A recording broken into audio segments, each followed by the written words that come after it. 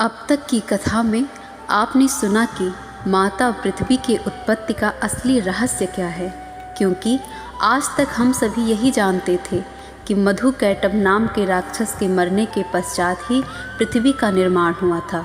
ये सिर्फ आधा ही सत्य था। इस प्रकार उस कथा में हमने पूर्ण सत्य को जाना। अब हम आपको ऐसे ही एक रोचक एवं रहस्यमय कथा सुनाने जा रहे हैं, जो कि देवी गंगा के विषय में है। आज हम पूर्ण सत्य गंगा जी के बारे में जानेंगे कि आखिर सत्य में उनकी उत्पत्ति कहाँ से और किस प्रकार हुई। राधे राधे। आइए कथा में हम प्रवेश करते हैं। ब्रह्मखंड, गंगा की उत्पत्ति का विस्तृत प्रसंग। नारद जी ने कहा, वेद वेत्ताओं में श्रेष्ठ भगवान पृथ्वी का यह परम मनोहर उपाख्यान सुन चुका। अब आप गंगा का विशद प्रसंग सुनाने की कृपा कीजिए। प्रभु, सुरेश्वरी विष्णु स्वरूपा एवं स्वयं विष्णुपदी नाम से विख्यात गंगा सरस्वती के शाप से भारत में किस प्रकार और किस युग में पधारी, किसकी प्रार्थना एवं प्रेरणा से उन्हें वहां जाना पड़ा, पाप का उच्छेद करने वाला यह पवित्र एवं पुण्यप्रद प्रसंग मैं सुनना चाहता हूँ। भगवान नारायण कहते हैं, नारद, श्रीमान सगर एक सूर्यवंशी सम्राट हो चुके हैं। मन को मुग्ध करने वाली उनकी 2 रानियां थीं, वैदर्भी और शैव्या।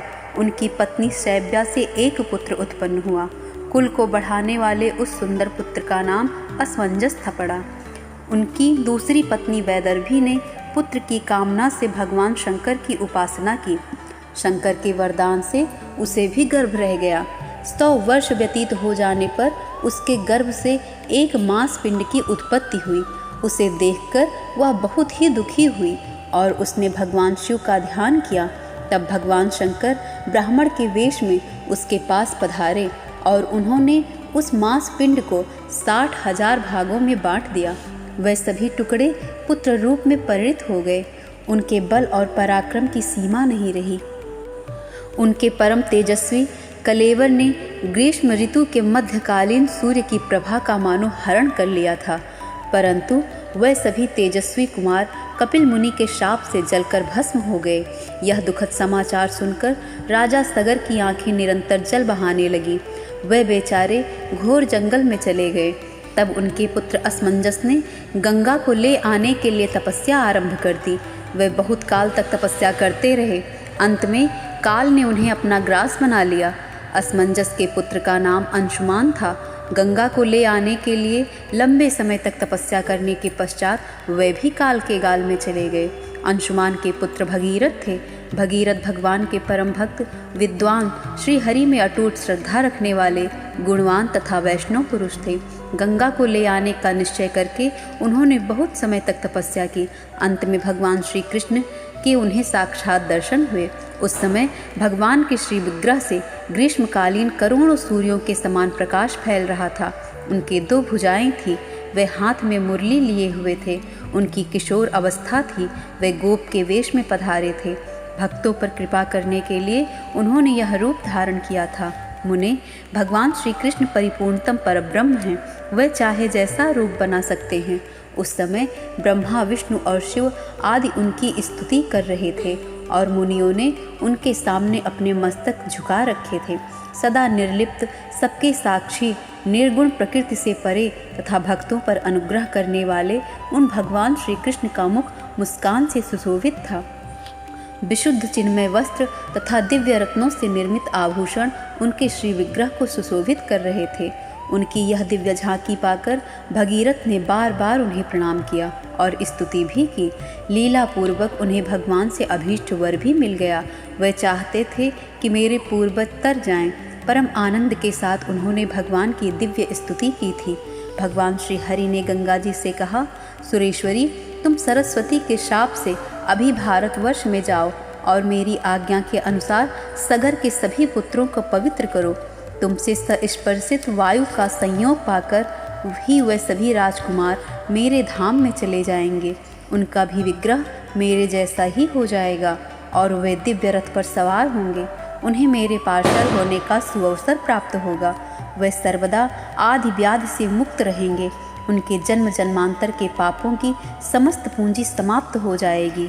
श्रुति कहा गया है कि भारतवर्ष में मनुष्यों द्वारा उपार्जित करोड़ों जन्मों के पाप गंगा की वायु के स्पर्श मात्र से नष्ट हो जाते हैं।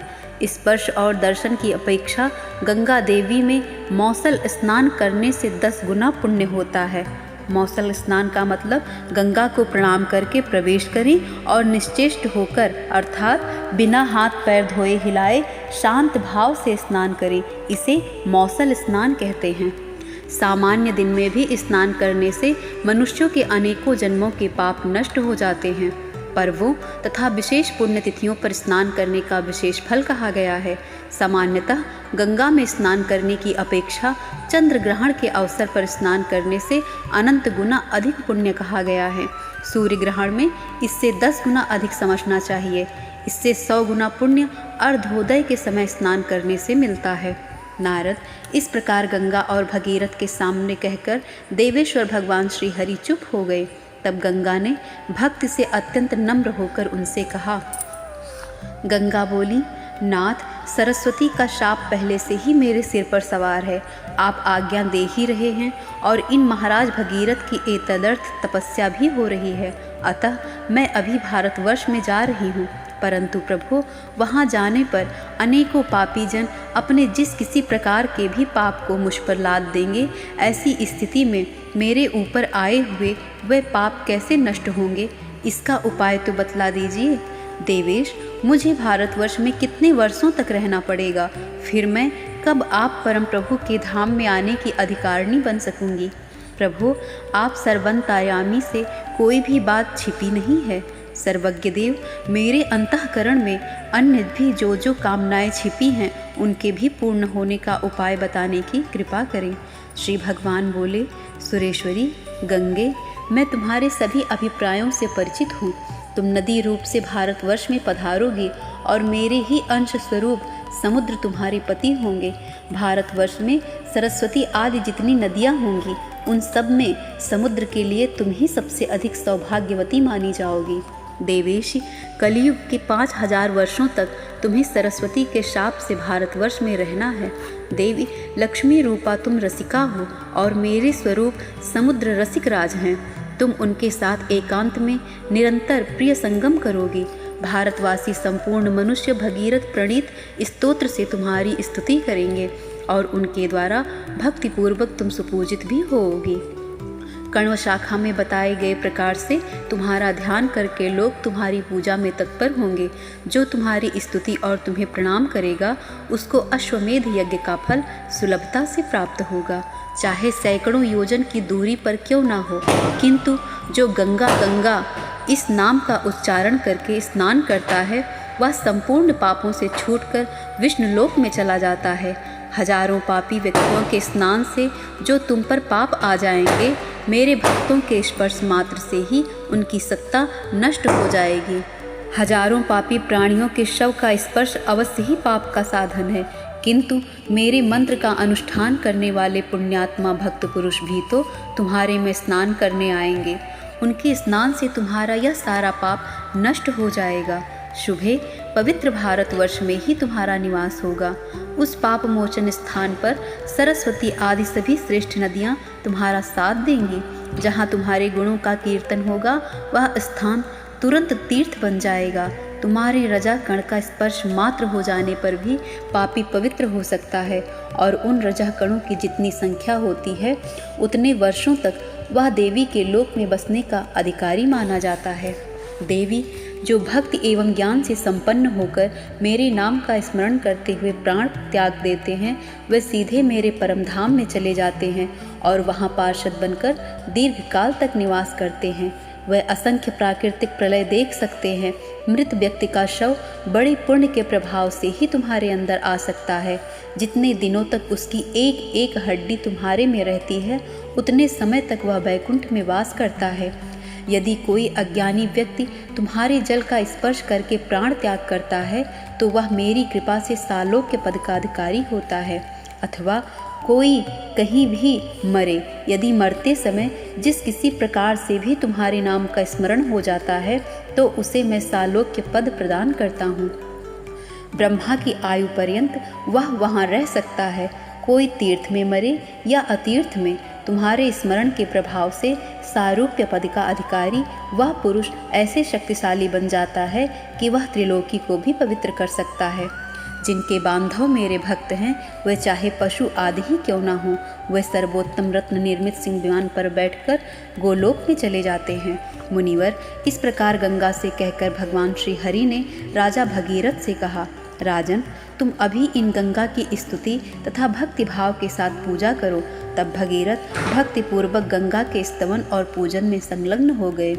कौथमी शाखा में कहे हुए ध्यान और स्तोत्र से उन्होंने गंगा की पूजा संपन्न की। तदंतर उन्होंने परम प्रभु परमात्मा भगवान श्री कृष्ण को बार बार प्रणाम किया। इसके बाद भगीरथ और गंगा की अभीष्ट स्थान की ओर यात्रा आरंभ हो गई तथा भगवान अंतर्ध्यान हो गए। नारद ने पूछा, वेदज्ञों में प्रमुख प्रभु, किस ध्यान स्तोत्र से तथा किस पूजा क्रम से राजा भगीरथ ने गंगा की पूजा की, यह मुझे स्पष्ट बताने की कृपा कीजिए। भगवान नारायण कहते हैं, नारद, राजा भगीरथ ने नित्य क्रिया के पश्चात स्नान किया, 2 स्वच्छ वस्त्र धारण किए, तब इंद्रियों को नियंत्रण में रखकर भक्तिपूर्वक 6 देवताओं की पूजा की। वे 6 देवता हैं गणेश, सूर्य, अग्नि, विष्णु, शिव और भगवती शिवा। इन देवताओं का पूजन करने पर वे गंगा जी की पूजा के पूर्ण अधिकारी बन गए। नारद, विघ्न दूर होने के लिए गणेश की, आरोग्यता के लिए सूर्य की, पवित्रता के लिए अग्नि की, मुक्ति प्राप्ति के लिए विष्णु की, ज्ञान के लिए ज्ञानेश्वर शिव की तथा बुद्धि की वृद्धि के लिए भगवती शिवा की पूजा करना आवश्यक है। विद्वान पुरुष को इन देवताओं की पूजा संपन्न कर लेने पर ही अन्य किसी पूजा में सफलता प्राप्त होती है। मुने सुनो, इस प्रकार से भगीरथ ने गंगा का ध्यान किया था। नारद, यह ध्यान संपूर्ण पापों को नष्ट कर देता है। गंगा का वर्ण श्वेत चंपा के समान स्वच्छ है। ये समस्त पापों का उपच्छेद कर देती हैं। परब्रह्म पूर्णतम भगवान श्री कृष्ण के श्री विग्रह से इनका प्राकट्य हुआ है। ये परम साध्वी और उन्हीं के समान सुयोग्य हैं।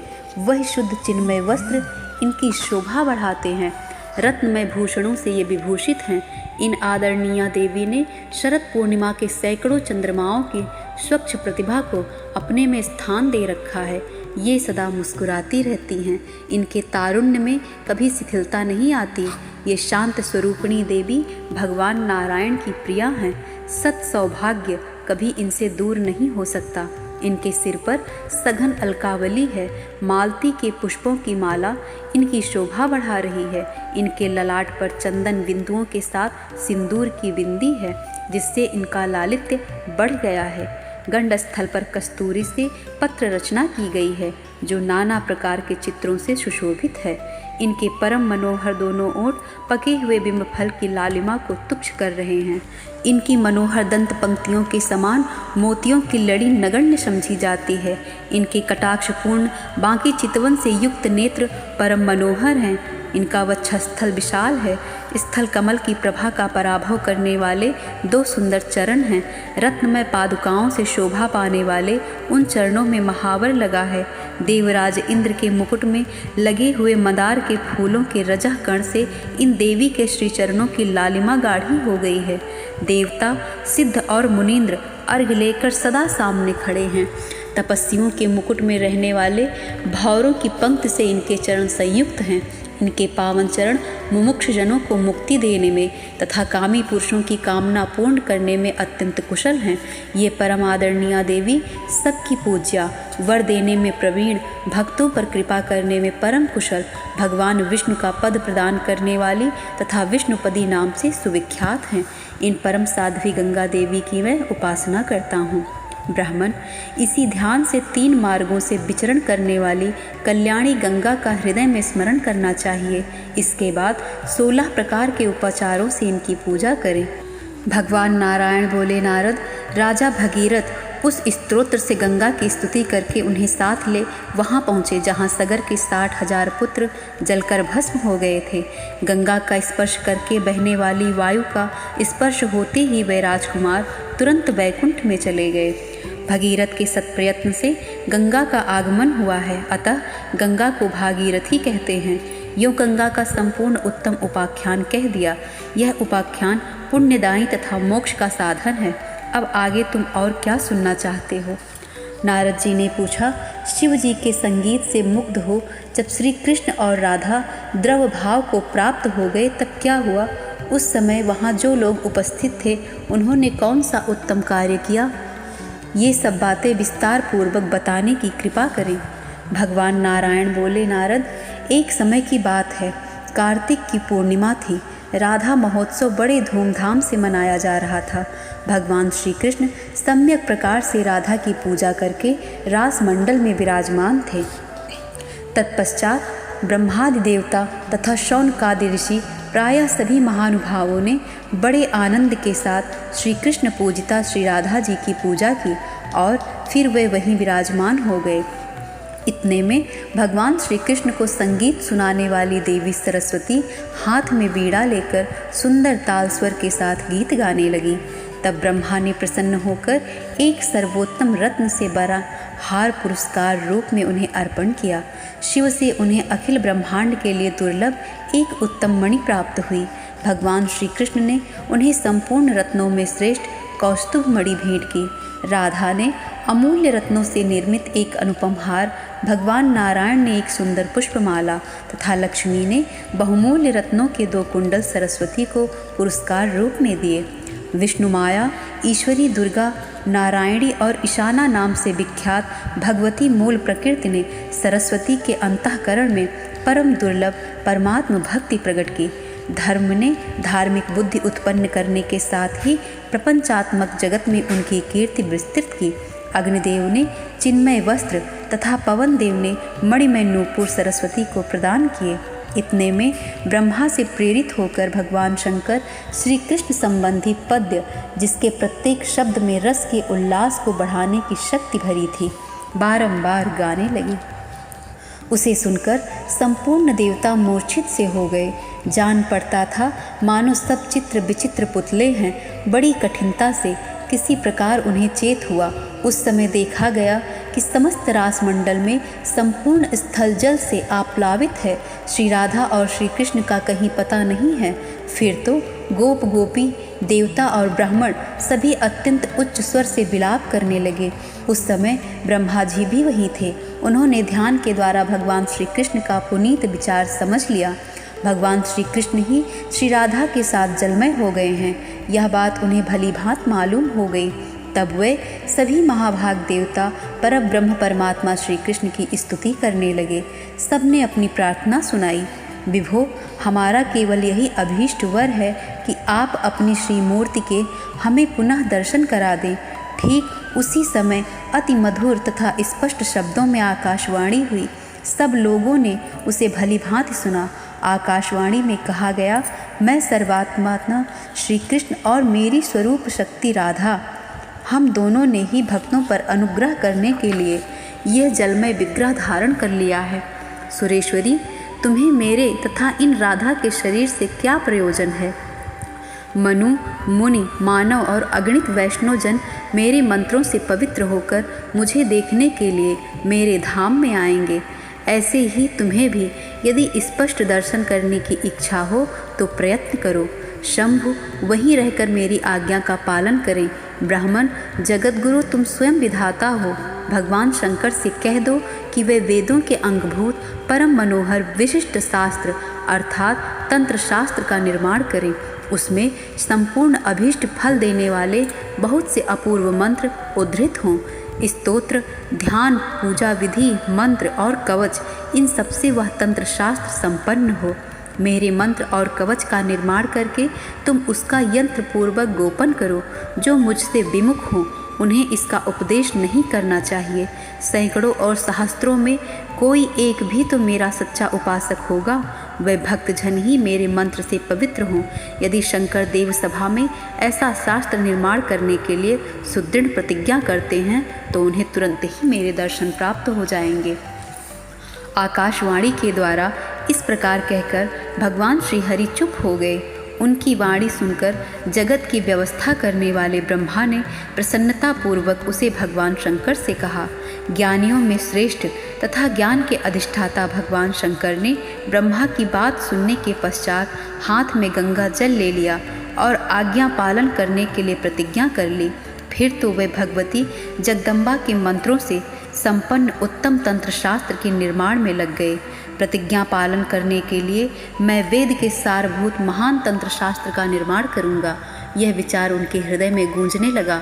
उन्होंने अपना विचार व्यक्त किया कि यदि कोई मनुष्य गंगा का जल हाथ में लेकर प्रतिज्ञा करेगा और फिर उस अपनी की हुई प्रतिज्ञा का पालन नहीं करेगा तो वह कालसूत्र नामक नरक का भागी होगा और ब्रह्मा की पूरी आयु तक उसे वहाँ रहना पड़ेगा। ब्राह्मण, गोलोक में देवताओं की सभा जुड़ी थी। उसमें भगवान शंकर जब इस प्रकार की बात कह चुके तब अकस्मात परब्रह्म परिपूर्णतम भगवान श्री कृष्ण भगवती श्री राधा के साथ वहाँ प्रकट हो गए। उन पुरुषोत्तम भगवान श्री हरि के प्रत्यक्ष दर्शन करने पर देवताओं की प्रसन्नता की सीमा नहीं रही। वह उनकी स्तुति करने लगे। इसके बाद उपस्थित देवताओं ने अत्यंत आनंद में भरकर फिर से उत्सव मनाया। तत्पश्चात समयानुसार भगवान शंकर ने शास्त्र दीप का शास्त्रीय मत को प्रकाशित करने वाले सात्विक तंत्र शास्त्र का निर्माण किया। नारद, इस प्रकार संपूर्ण परम गोप्य प्रसंग मैं तुम्हें सुना चुका। यह सबके लिए अत्यंत दुर्लभ है। वह ही पूर्ण ब्रह्म भगवान श्री कृष्ण जल रूप होकर गंगा बन गए थे। गोलोक से प्रकट होने वाली गंगा का यही रहस्य है। यों भगवान श्री राधा कृष्ण ही गंगा के रूप में प्रकट हुए हैं। श्री राधा और श्री कृष्ण के अंग से प्रकट हुई यह गंगा भुक्ति और मुक्ति दोनों को देने वाली है। परमात्मा श्री कृष्ण की व्यवस्था के अनुसार जगह जगह रहने का सुअवसर इन्हें प्राप्त हो गया है। श्री कृष्ण स्वरूपा इन आदरणीय गंगा देवी को संपूर्ण ब्रह्मांड के लोग पूजते हैं। ये अध्याय यहीं समाप्त होता है। आगे के अध्याय में और भी रोचक प्रसंग है कि किस प्रकार श्री राधा गंगा जी से क्रोध कर बैठी और किस प्रकार गंगा जी भगवान विष्णु की पत्नी बनी। ये रहस्यमय अध्याय सुनने के लिए हमारे साथ बने रहिए और कमेंट में राधे राधे ज़रूर लिखिए, क्योंकि भगवान का जय घोष सबसे उत्तम होता है। राधे राधे।